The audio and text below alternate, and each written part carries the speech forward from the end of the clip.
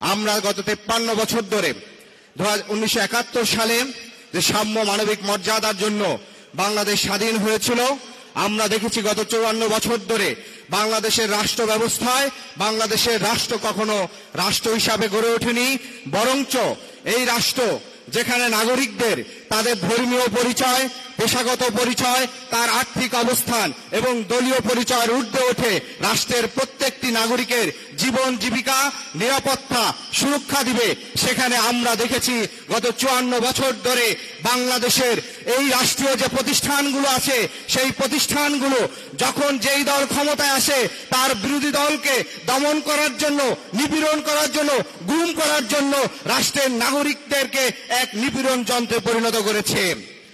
এবং আমরা দেখতে পাই গত 15 বছর এই ফ্যাসিবাদী রাষ্ট্র কায়দায় প্রতিবেশী রাষ্ট্রের সহযোগিতায় বাংলাদেশ আওয়ামী লীগ যে খুনি গণহত্যাকারী দল, গত 15 বছর ধরে বিরোধী দলগুলোর 10,000-এর অধিক গুম, খুন, বিচার বহির্ভূত হত্যাকাণ্ড ঘটিয়েছে এবং একই সাথে সর্বশেষ জুলাই আগস্টে 2000-এর অধিক মানুষকে শহীদ করেছে।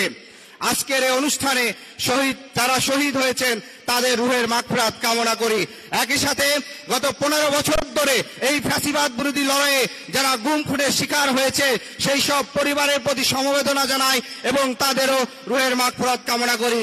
প্রিয় উপস্থিতি, আজকের বাংলাদেশের নাগরিকদের মর্যাদা, নাগরিকের অধিকার যদি প্রতিষ্ঠিত করতে চাই তাহলে যে শাসনতান্ত্রিক ব্যবস্থা চলে আসছে, গণতান্ত্রিক কাঠামো ব্যবস্থা বাংলাদেশে চলে আসছে, সেই জায়গায় আমাদের একটি আমূল এবং মৌলিক পরিবর্তন করতে হবে।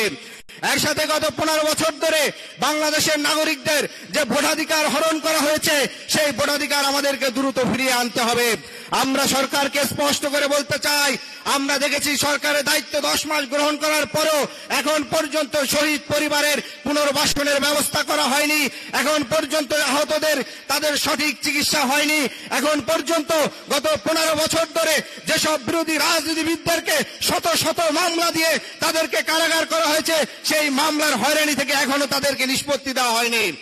আমরা দাবি জানাবো সরকারকে অতি দ্রুত এই রাজনৈতিক হয়রানি যে মামলা হয়েছে সেই মামলাগুলো উঠিয়ে ফেলতে হবে, একই সাথে শহীদ পরিবারকে পুনর্বাসন করতে হবে এবং সরকার ঘোষিত 2 বার টাইম দেওয়া সত্ত্বেও এখন পর্যন্ত জুলাই ঘোষণাপত্র, সেই ঘোষণাপত্র এখনো দেওয়া হয়নি। অতি দ্রুত জুলাই মাসের ভিতর জুলাই ঘোষণাপত্র এবং জুলাই সনদের দিকে সরকারকে যেতে হবে।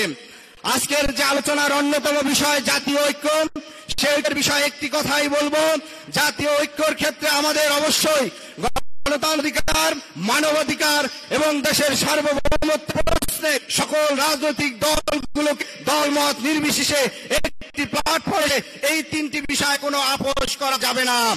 প্রিয় উপস্থিতি, আজকে অভ্যুত্থানে 10 মাস পরে আমরা দেখতে পাই ফ্যাসিস্ট খুনি হাসিনা যে আওয়ামী লীগ গণহত্যাকারী দল, সেই আওয়ামী লীগের ফিরে আসার নানা ধরনের বাহনা তৈরি হয়েছে।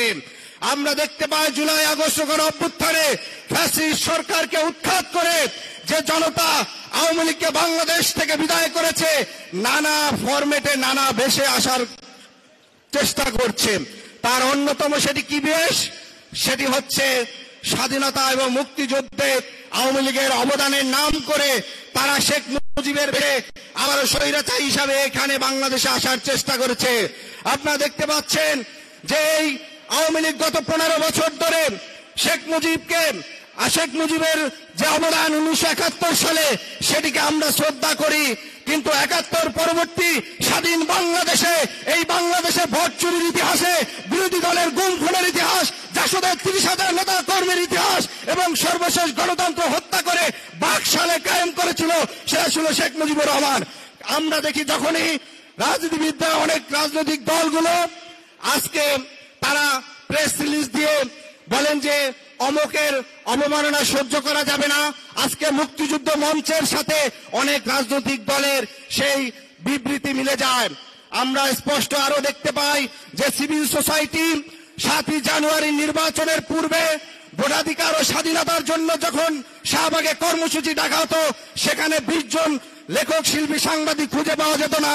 আর আজকে অভ্যুত্থানের পরে একজন ফ্যাসিবাদের পক্ষের হিসেবে মিডিয়া এসে তারা বড় বড় তারা হাজির হয় এবং তাদের মনে মুজিববাদের প্রেম, তাদের প্রবেশে আওয়ামী লীগের প্রেম এবং আওয়ামী লীগের প্রতি এক ধরনের সিম্প্যাথি উৎপাদন করার চেষ্টা করে। আমরা তাদেরকে স্পষ্ট করে বলতে চাই, ইতিহাসের বাটখারায় শেখ মুজিবের অবদান সেটা সেভাবেই সংগঠিত থাকবে।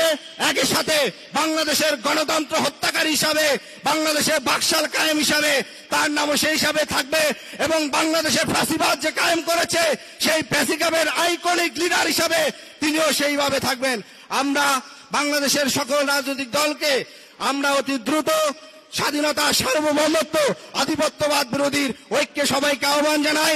আর একটি কথা বলতে চাই, বাংলাদেশে যখনই একটি ইন্টারিম সরকার থাকে কিংবা অন্তর্বর্তীকালীন সরকার থাকে, তখন দিল্লি, ওয়াশিংটন, বেইজিং কিংবা পাশের রাষ্ট্রগুলার নানা ধরনের বাসনা জেগে থাকে।